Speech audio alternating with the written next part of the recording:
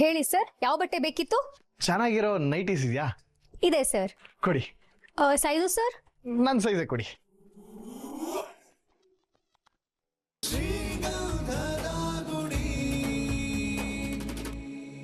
ನನ್ನ ಮನೇಲಿ ನಾನು ಏನ್ ಬೇಕಾದ್ರೂ ಮಾಡ್ತೀನಿ, ಯಾರು ಅದನ್ನ ಕ್ವಶನ್ ಮಾಡಬಾರ್ದು, ಗೊತ್ತಾಯ್ತಾ?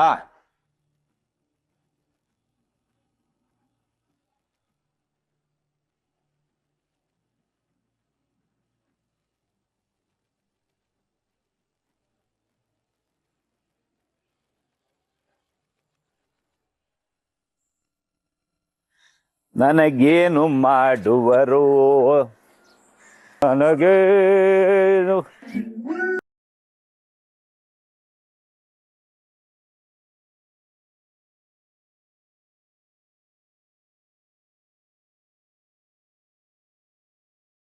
ಸಾರಿ ಮಾ, ಬೇಜಾರಾಗ್ಬೇಡ. ಅವ್ರು ಹೇಗೆ ಅಂತ ನಿನ್ಗೆ ಗೊತ್ತು ತಾನೆ? ಪರವಾಗಿಲ್ಲ ಅಣ್ಣ. ಅಣ್ಣ ಎಸ್ಸಲ ಹೇಳಿದ್ರು ಅಷ್ಟೇ, ಈ ವಯ್ಯಂಗ್ ಮಾತ್ರ ಬುದ್ಧಿನೇ ಬರಲ್ಲ. ಅಲ್ಲ, ಈ ವಯ್ಯನ ಅವಶ್ಯಕತೆ ನಮ್ಗಿದ್ಯಾ ಹೇಳು? ಎಲ್ಲಾರು ಕರ್ಕೊಂಡೋಗಿ ಆಶ್ರಮಕ್ಕೋ ಮಟ್ಟಕ್ಕೋ ಬಿಟ್ರೆ ಆಗಲ್ವಾ? ಮೈ, ಅವ್ನು ನಿಮ್ಮಪ್ಪ, ಹಾಗೆಲ್ಲ ಮಾತಾಡ್ಬಾರ್ದು. ಅಲ್ಲ ಅದ್ಗೆ ಅವ್ರಿಗೆ ಮನೇಲಿ ಅಪ್ಪ ಅನ್ನೋ ತರ ಇದಾರ ಹೇಳಿ? ಮೈ, ಕೈಯಲ್ಲಿರೋ ಎಲ್ಲಾ ಬೆರಳು ಒಂದೇ ತರ ಇಲ್ಲ ಅಂದ್ಮೇಲೆ ಮನೇಲಿರೋರೆಲ್ಲ ಒಂದೇ ತರ ಇರ್ಬೇಕು ಅಂತ ನಾವು ಬಯಸಕ್ ಆಗಲ್ಲ. ಹೋಗ್ಲಿ ಬಿಡು, ಏನು ಮಾಡಕ್ಕಾಗಲ್ಲ. ನೀವ್ ಒಳಗ್ ಹೋಗಿ ಅಣ್ಣ, ನಾನು ರಂಗೋಲಿ ಹಾಕಿ ಬರ್ತೀನಿ. ಸರಿ.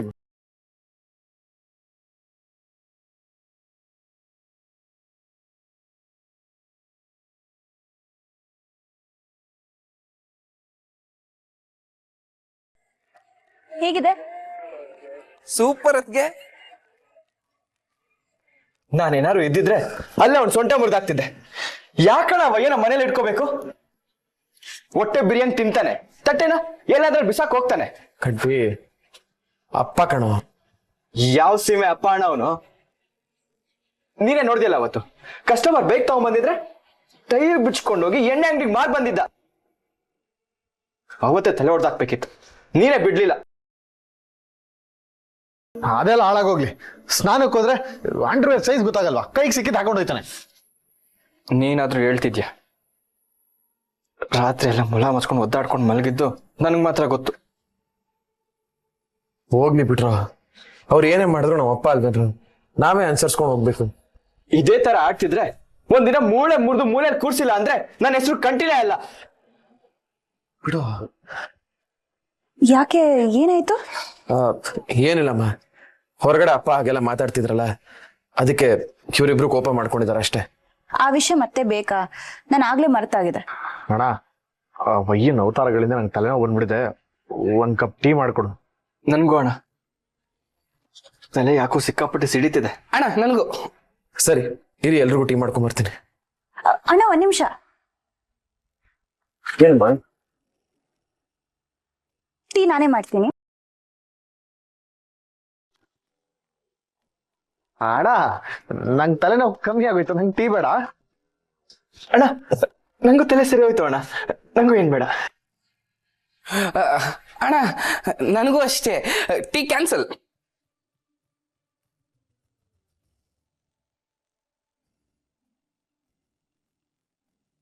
ಸುಮ್ನೆ ನಿಮ್ಗೆ ಯಾಕೆ ತೊಂದ್ರೆ ಬಿಡಿ. ನಾವೆಲ್ಲರೂ ಅಣ್ಣ ತಮ್ದಿರು ಒಂದೇ ತಟ್ಟೆಲಿ ಊಟ ಮಾಡೋರಲ್ವಾ, ಅದಕ್ಕೆ ತಲೆನೋವು ಒಟ್ಟಿಗೆ ಬಂದು ಒಟ್ಟಿಗೆ ಹೊರಟೋಯ್ತು. ಅದ್ಗೆ ಟೀಗಿ ಎಲ್ಲ ಏನು ಬೇಡ, ನೀವು ಹೋಗಿ ರೆಸ್ಟ್ ಮಾಡಿ. ನೀನು ನನ್ನ ಇನ್ಸಲ್ಟ್ ಮಾಡ್ತಾ ಇದೀಯಲ್ವಾ? ಇಲ್ಲ ಅದ್ಗೆ, ನೀವು ರಂಗೋಲಿ ಎಲ್ಲ ಹಾಕಿ ಸುಸ್ತಾಗಿರ್ತೀರಲ್ವಾ, ಈ ಸುಮ್ಮನೆ ಟೀಗಿ ಎಲ್ಲ ಯಾಕೆ, ರೆಸ್ಟ್ ಮಾಡ್ಲಿ ಅಂತ ಡೈರೆಕ್ಟ್ ಆಗಿ ಊಟನೇ ಮಾಡೋಣ ಅಂತ ಹೇಳಿದೆ.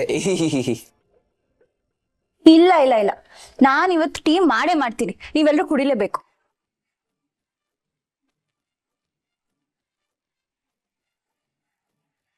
ಅಣ್ಣ, ನಾನು ಆಚೆ ಹೋಗಿ ಬಂದು ಟೀ ಕುಡಿತೀನಿ. ಅರ್ಜೆಂಟ್ ಆಗಿ ಬೈಕ್ ಡೆಲಿವರಿ ಕೊಡ್ಬೇಕು.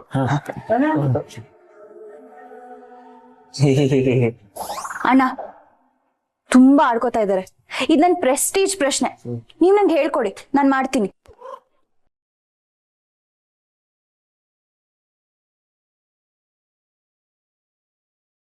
ಮೈ, ಅಣ್ಣ ನಂಗೆ ಮತ್ತೆ ಕಲ್ಸ್ಕೊಡಿ, ನಾನು ಕಲ್ತ್ಕೋತೀನಿ. ಸುಮ್ಮನೆ ಯಾಕಮ್ಮ, ನೀನ್ ರೆಸ್ಟ್ ಮಾಡು, ನಾನೇ ಮಾಡ್ತೀನಿ. ನಾನ್ ಮಾಡೋ ಟೀ ಕುಡ್ದು ನಿಮ್ ತಮ್ಮಂದ್ರಿಗೆ ಏನೂ ಆಗಲ್ಲ. ಅವತ್ ಒಂದ್ ದಿವಸ ಹಂಗಾಯ್ತು ಅಂತ ಯಾವಾಗ್ಲೂ ಹಾಗೆ ಆಗತ್ತಾ ಹೇಳಿ? ಅಲ್ಲ, ಈ ಸಲ ಬೇರೆ ತರ ಏನಾದ್ರು ಆಗ್ಬಿಟ್ರೆ ಅಂತ ಭಯ. ನೀವ್ ಸುಮ್ನಿರ್ರಿ, ಹಾಗೆಲ್ಲ ಏನೂ ಆಗಲ್ಲ ಅಂತ ನಾನು ಹೇಳ್ದೆ ಅಲ್ವಾ? ಅಣ್ಣ ಈಗೇನು ನೀವ್ ನಂಗೆ ಹೇಳ್ಕೊಡ್ತಿರೋ ಇಲ್ವೋ?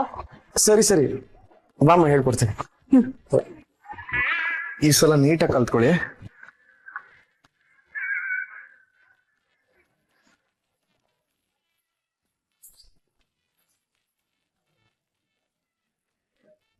ನೋಡಿದ್ರೇನ್ರ, ನಿಮ್ ಅದಕ್ಕೆ ಬೆಳಿಗ್ಗೆ ಬೇಗ ಹೇಳ್ತಾರೆ, ಮನೆ ಮುಂದೆ ರಂಗೋಲಿ ಹಾಕ್ತಾರೆ, ಟೀ ಮಾಡ್ತಾರೆ.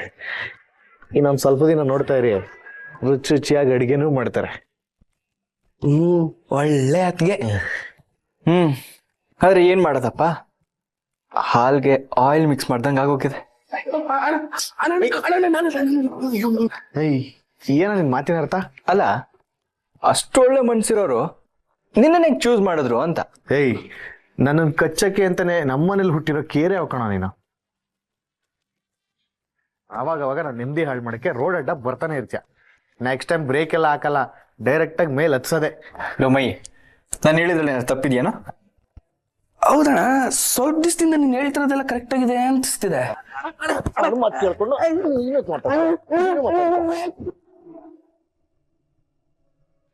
ಮೈ, ಈ ಭಾರತಿಗೆ ಮುತ್ತಣ್ಣನ ಮೇಲೆ ಸಿಕ್ಕಾಪಟ್ಟೆ ಲವ್ ಅಲ್ವಾ? ನೆನ್ನೆ ನೀವೇ ನೋಡಿದ್ರಲ್ಲ, ಅಣ್ಣ ಮನೆಗೆ ಬರೋ ಟೈಮ್ಗೆ ಕರೆಕ್ಟಾಗಿ ಮನೇಲಿ ಇರ್ತಾಳೆ, ಆಚೆ ಹೋಗೋ ಮುಂಚೆ ಒಂದ್ಸಲ ಬರ್ತಾಳೆ.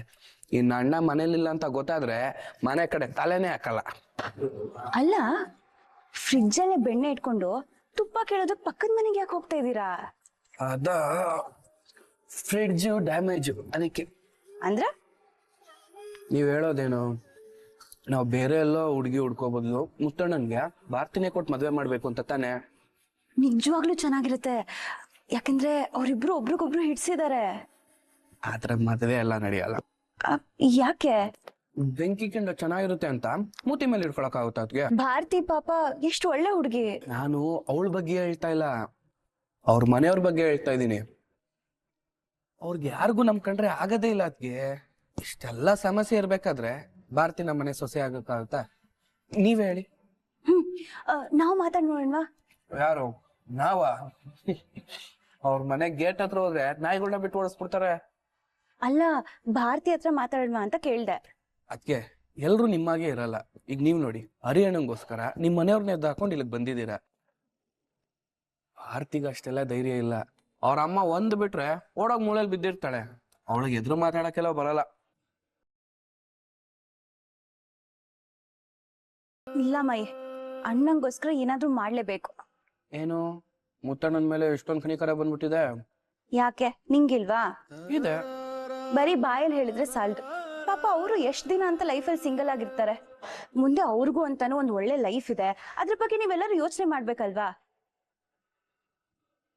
ಅದಕ್ಕೆ ಏನಾದ್ರೂ ಮಾಡ್ಲೇಬೇಕು ಅಂತ ಹೇಳಿದ್ದು. ನೀವ್ ಏನೇ ಮಾಡಿದ್ರು ನನ್ ಸಪೋರ್ಟ್ ಇದೆ ಅದಕ್ಕೆ.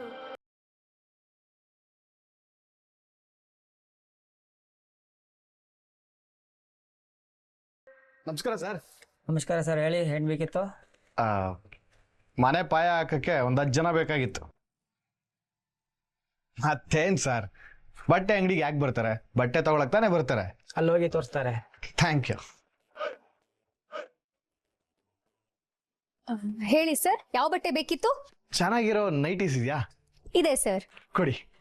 Size sir? ನನ್ನ ಸೈಜೇ ಕೊಡಿ. ಹಲೋ, ಎಕ್ಸ್ಕ್ಯೂಸ್ ಮೀ, ಆ ಸೈಜ್ ಇಲ್ವಾ? ನೈಟಿ ಯಾರಿಗೆ? ನಮ್ಮ ವೈಫ್ಗೆ. ಮತ್ತೆ ನಿಮ್ ಸೈಜ್ ಅಂತಿದ್ದೀರಾ? ಹೆಂಗಪ್ಪ ಸೈಜ್ ಮೆಷರ್ ಮಾಡ್ಕೊಂಡ್ಬರ್ಲಿ ಈಗ? ಫಸ್ಟ್ ನೀವು ಒಂದೆರಡು ತೋರಿಸಿ, ಆಮೇಲೆ ನನ್ನ ಸೈಜ್ ಹೇಳ್ತೀನಿ. ಸರಿ ಸರ್. ನೋಡಿ ಸರ್.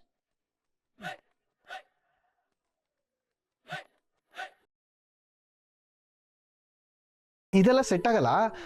ಟಿವಿಲಿ ಆಡ್ ಬರುತ್ತಲ್ಲ, ಆ ಥರ ತೋರಿಸಿ. ಅದಕ್ಕೆಲ್ಲ ರೇಟ್ ಜಾಸ್ತಿ ಇರುತ್ತೆ ಸರ್. ಜಾಸ್ತಿನಾ? ಅಂದ್ರೆ ಎಷ್ಟು? ಒಂದು 800 900. ಅಷ್ಟೇನಾ? ನೀವು ಜಾಸ್ತಿ ಅದಿದ್ ನೋಡಿ ಲಕ್ಷನೋ 2 ಲಕ್ಷನೋ ಅಂತ ಅನ್ಕೊಂಡ್ಬಿಟ್ಟೆ. ಪರವಾಗಿಲ್ಲ, ತೋರಿಸಿ ಅದನ್ನೇ. ನಿಮ್ ವೈಫು ತುಂಬಾ ಲಕ್ಕಿ ಬಿಡಿ. ನಿಮ್ಮ ಹಸ್ಬೆಂಡ್ ತುಂಬಾ ಲಕ್ಕಿ ಮೇಡಮ್. ಸರ್ ನಂಗಿನ್ನೂ ಮದ್ವೆನೇ ಆಗಿಲ್ಲ. ಓ ಮೈ ಗಾಡ್, ನಿಜವಾಗ್ಲು ಇಷ್ಟು ಅಂದವಾಗಿರೋ ಹುಡುಗಿಗೆ ಇನ್ನೂ ಮದುವೆ ಆಗಿಲ್ವಾ? ನೀವು ಸ್ವಲ್ಪ ಹಿಂದಕ್ಕೆ ಹೋಗಿ. ಯಾಕೆ? ಹೇಳ್ತೀನಿ, ನೀವು ಹೋಗಿ. ಲೆಫ್ಟಿಗೆ ಟರ್ನ್ ಆಗಿ. ಈಗ ರೈಟ್ಗೆ. ಏನೊಂದು ಸ್ವಲ್ಪ. ನಮಸ್ತೆ ಸರ್. ನಮಸ್ತೆ. ಉದ್ದನೂ ಇಲ್ಲ ಕುಳ್ಳನೂ ಇಲ್ಲ, ಕರೆಕ್ಟ್ ಆಗಿದೆ. ಓ, ನನ್ ಸೈಜ್ ನೈಟಿ ಕೇಳ್ತಿದ್ದೀರಾ? ಹಾ ಹೌದೌದು. ಹಾಗಿದ್ರೆ ಮೀಡಿಯಂ ಸೈಜ್ ಸರ್. ಹಾ ಅದೇ ಅದನ್ನೇ ನಾನು ಹೇಳಿದ್ದು. ಅದನ್ನೇ ಕೊಡಿ.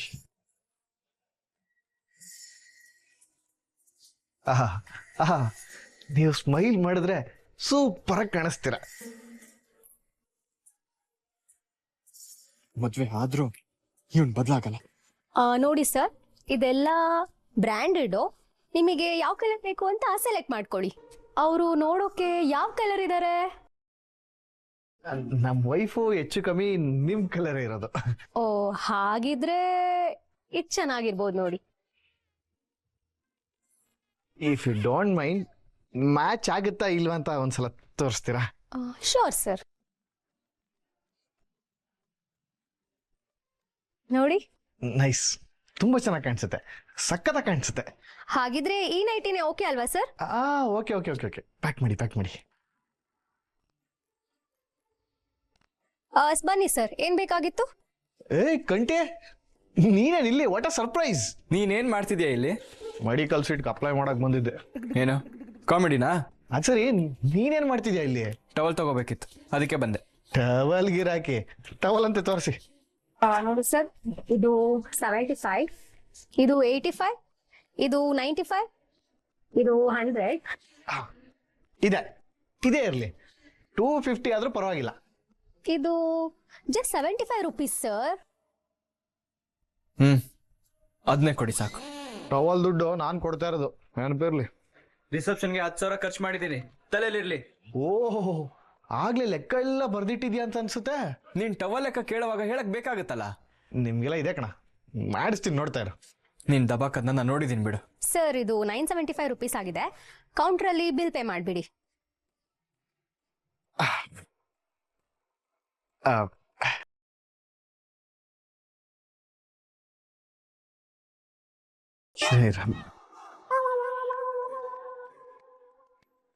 ಯಾಕಪ್ಪ, ದೂರದ ರಿಲೇಟಿವ್ ಪೇ ಆಗ್ತಿಲ್ವಾ? ಬ್ರದರ್, ಕಂಟಿ ಬ್ರದರ್. ಅರ್ಥ ಆಯ್ತು. ಬರೀ ನೆಟ್ವರ್ಕ್ ಇದ್ರೆ ಸಾಕಾಗಲ್ಲ, ಅಕೌಂಟ್ ಅಲ್ಲಿ ದುಡ್ಡು ಇರಬೇಕು. ಬನ್ನಿ ಕಂಟಿ ಬ್ರದರ್, ಬನ್ನಿ ಹೋಗೋಣ, ಬನ್ನಿ.